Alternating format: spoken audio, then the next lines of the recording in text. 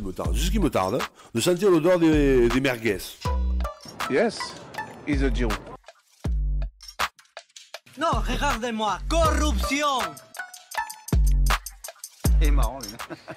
T'es champion du monde de la connerie, toi. Allez, on enchaîne avec le MVP de la semaine. T'as un petit jingle? J'ai un petit jingle. Je sais pas si toi, tu me feras des petits coups de montage hein, quand même, tu me feras. You sacrificed for us. You're the real MVP. KD. Bah oui. Mom, you're the real MVP. Du coup, le MVP de la semaine, on va mettre un point d'honneur sur la performance marquante, le sportif marquant, le joueur, peu importe, ou même ça peut être une équipe qui est sortie du lot sur la semaine, le week-end. Ça, on va en reparler parce que je suis toujours pas très fan de tes histoires de mettre des collectifs en MVP, tu vois. MVP, c'est individuel pour le coup.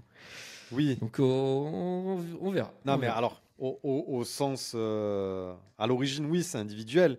Mais moi, si on veut mettre en avant, en valeur, une équipe, c'est ça que je veux dire. Si dans une équipe, il n'y a pas un joueur qui est sorti du lot, l'équipe peut être MVP. On verra.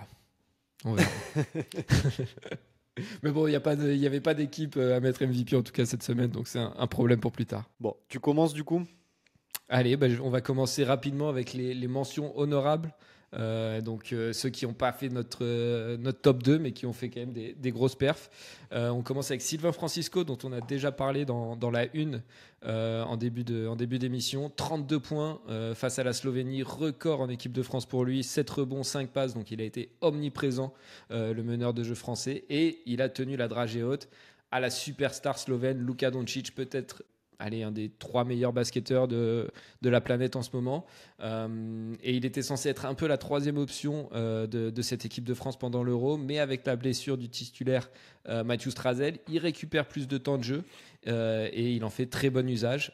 Malheureusement, l'équipe de France s'est inclinée hier face à Israël.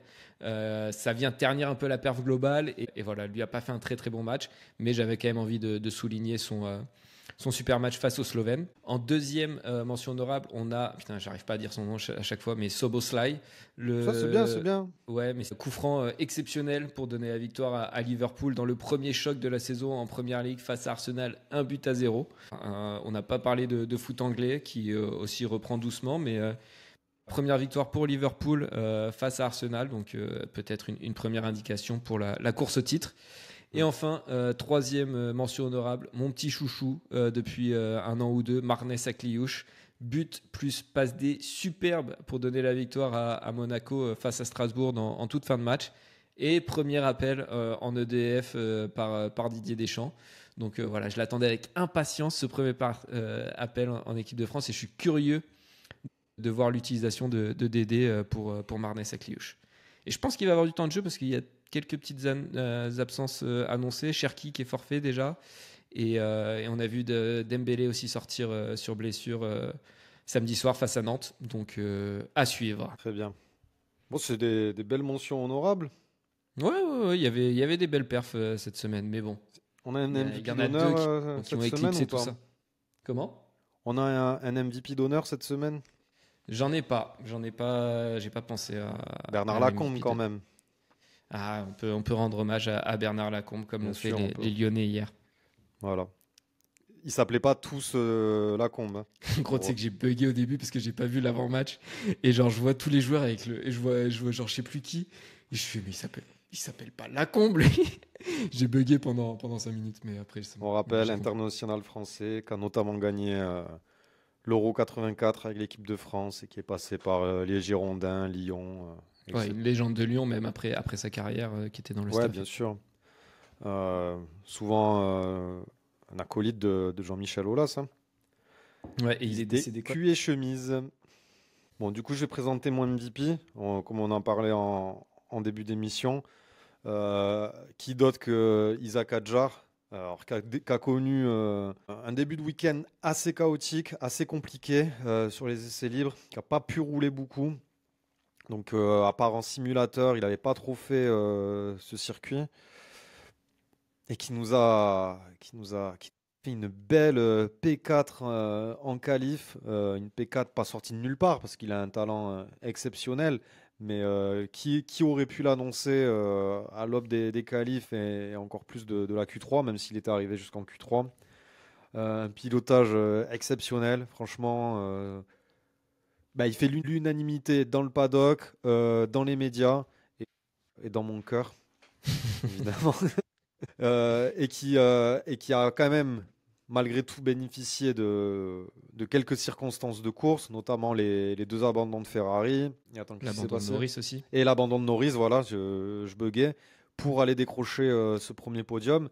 Mais peu importe, la F1 est fait de faits de course et de ce genre de situation.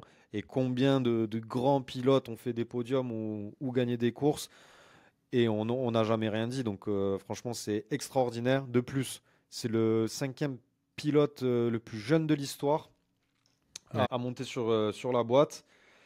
Après qui est je crois que je me l'étais noté. Je les ai, tu veux que je te fasse un petit quiz? Ouais, mais je les ai aussi sous les yeux là. Je voulais te faire un petit quiz, mais c'est que des pilotes actifs en plus. Absolument. Verstappen, Stroll, Antonelli, Norris. Donc, Et donc, il que des... Voilà. Et ensuite, j'étais Isaac surpris de Hadjar. voir Lance Stroll. Quand j'ai checké, je fais. Et ouais, à 18 ans en plus. Et après, on a Vettel, Kvyat, Magnussen, Leclerc et Alonso, le GOAT. Et j'ai vu Hamilton, il est seulement 17ème de ce classement. J'étais surpris. Ah ouais. Bon. En tout cas, c'était un super Grand Prix, hyper plaisant. Il s'est passé plein de trucs. Et voilà, ça fait plaisir. Ça fait plaisir de voir notre petit Français, rookie, monter sur le podium. Et voilà, c'est une bête. Tu sens que quand le journaliste à la fin lui demande est-ce que quand vous étiez petit, vous voyez monter sur le podium, la réponse entre guillemets normale, ça aurait été non, jamais j'aurais cru. Il a fait ouais, ouais. ouais, C'est ça. oui, quand j'étais petit, C'est même je pas me ça, voyais c'est monter sur le journaliste, podium. Ouais. il lui demande est-ce que c'est quelque chose dont vous rêviez depuis que vous êtes tout Ouais. petit? Il fait non, j'en rêvais pas, je le visualisais. C'est genre les mecs trop sereins en mode. Putain, il le dit sans arrogance. Moi, j'adore ce mec. Ouais, il est Honnêtement, franc du pour collier. première saison, beaucoup de pression, très attendu par Red Bull, par la France, qui attend un vrai champion de F1 depuis tellement longtemps. Incroyable ce qu'il a fait, et ça vient récompenser une saison déjà ultra solide. Hein. En fait, il est régulièrement dans les points et tout, et là, ça vient couronner ça le fait changer de statut. Et c'est intéressant ce que tu disais. J'avais oublié qu'il avait pas eu beaucoup de temps de rouler et tout, donc ça en rajoute encore plus à l'exceptionnel de sa performance, je trouve. T'as vu ce qu'il a dit, Alonso? Non. Il a dit si Verstappen roulait en Red Bull Racing, il jouerait le titre. Ah ouais. Il a dit on a bien vu quand Yuki était chez Red Bull en début de saison, il faisait que des top 6. C'est pas faux. Putain, ça veut dire que la Red Bull, la Red Bull Racing, elle est mieux que la Red Bull, que c'est ouf. C'était sous-entendu Racing Bull, pardon. cela, effectivement. Tu es perspicace. Putain, c'est ouf. Ouais. On te la fait pas, toi. Hein. Moi, j'y crois moyen, ça. Verstappen, ouais, elle est réglée pour lui. Alors, elle est peut-être pourrie, mais enfin, elle est réglée Non, pour lui. c'est Quoi. une bête. Bon, en tout cas, voilà. Hadjar MVP. Si on lui donne pas le MVP pour son premier podium en F1, je sais pas quand on lui donne, quoi. Quand il aura Eh ben, gagné écoute. un championnat du monde, c'est ça? C'est ça que tu veux me dire? Voilà. Non, quand il aura gagné une course déjà. Une course, Tu- c'est tu beau donnes déjà. le MVP pour un premier podium, frère. Tu donnes le MVP Pourquoi pour tu une veux me donner troisième place. Pourquoi toi tu veux me donner le MVP? Pour un Eh ben, mec qui moi- a mis un moi- triplé face à. Alors, attends, commence pas, laisse-moi poser mon truc. Oui, Joao Neves, évidemment, gros. Tout simplement inscrit le plus beau triplé de l'histoire du football.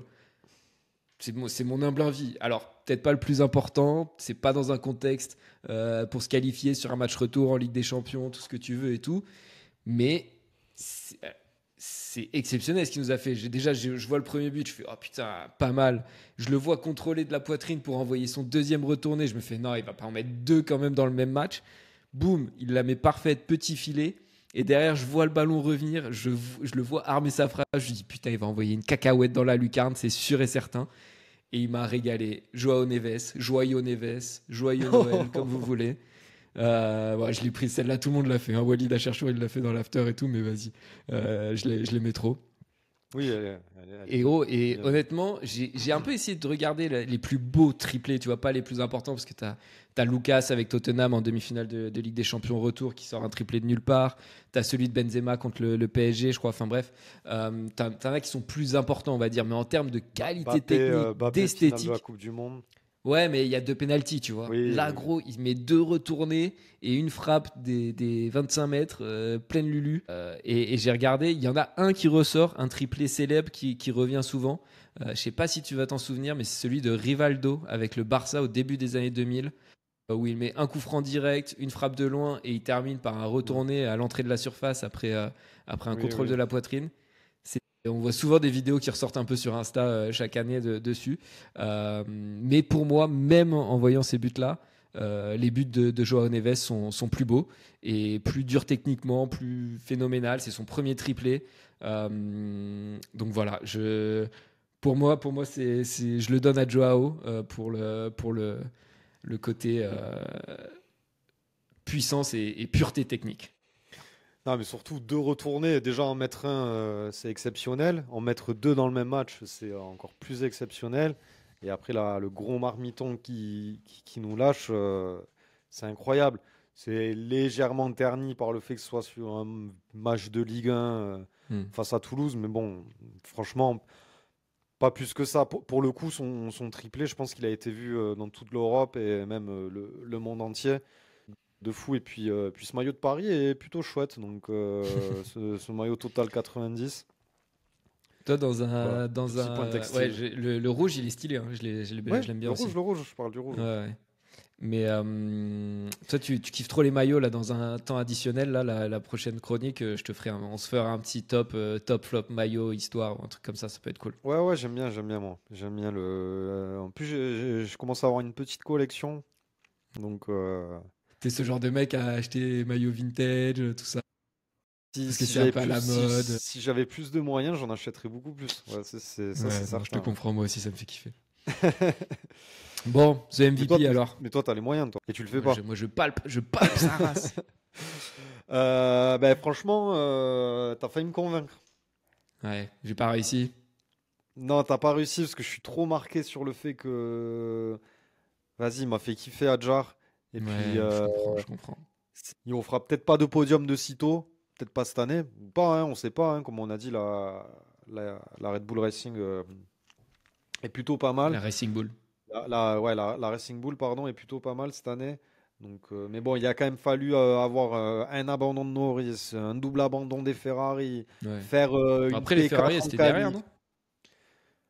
Oui, c'était derrière, mais bon, on ne sait pas ce qui se serait passé dans tous les cas. Après, ouais.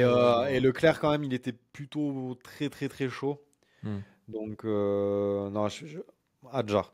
Adjar, Par contre, ok. si Adjar ne faisait pas podium, malgré sa P4, et même s'il avait fini P4, peut-être je l'aurais mis en MVP, parce que voilà, c'est quand même une performance de fou. Ouais, si on vous Mais- donne des MVP pour les médailles Non, au chocolat, peut-être- maintenant, non, c'est bon. moi, je l'aurais choisi en MVP, mais je pense qu'on aurait mis Neves, malgré tout.